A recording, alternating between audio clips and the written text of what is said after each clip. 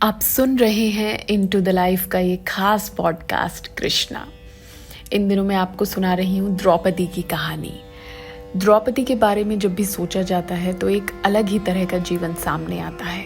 5 पतियों की एक पत्नी द्रौपदी, कृष्ण की सखी द्रौपदी, यज्ञ की अग्नि से उत्पन्न हुई एक स्त्री द्रौपदी।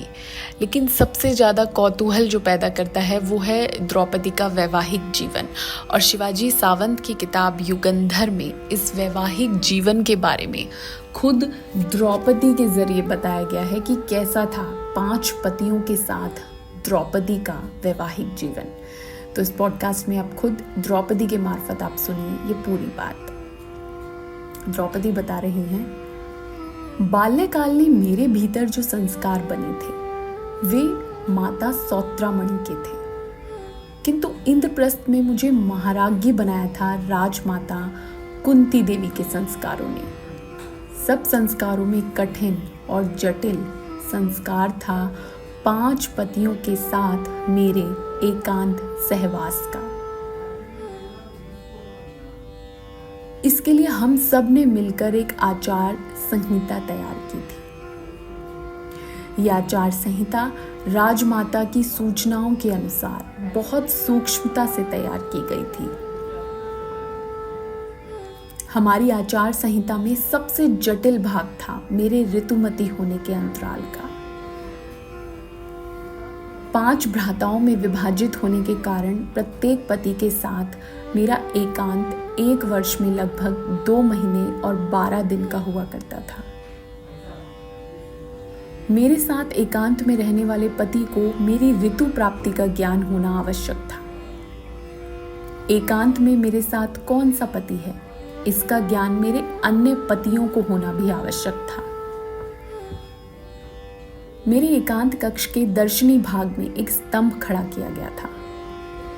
क्रम के अनुसार मेरे उस पति का प्रतीक शस्त्र उस स्तंभ पर टांगा जाता था। युधिष्ठिर के एकांत समय उस स्तंभ पर पांडवों के राजदंड की प्रतिकृति लटकाई जाती थी। भीम के समय उसकी प्रिय गदा की, अर्जुन के समय धनुष की, नकुल के समय खड्गी की और सहदेव के समय मूसल की प्रतिकृति उस पर लटकाई जाती थी। मेरे ऋतु प्राप्ति को स्पष्ट करने के लिए तब उस पति का चिन्ह स्तंभ पर उल्टा टांगा जाता था। समय समय पर स्तंभ सेवक और मेरी सेविकाओं को बदल दिया जाता था।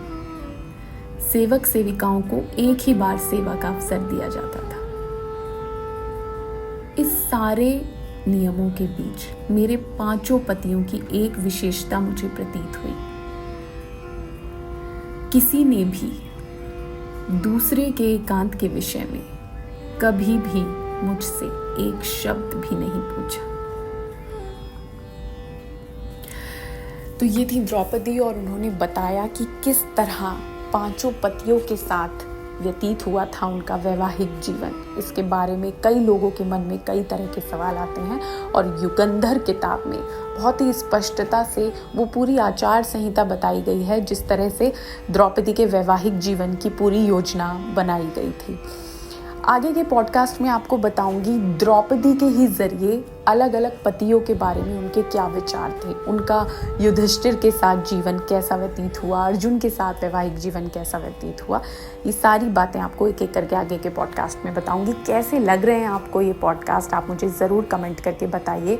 चैनल अगर अभी तक सब्सक्राइब नहीं किया है तो प्लीज़ उसे कर लीजिए। जय श्री कृष्णा।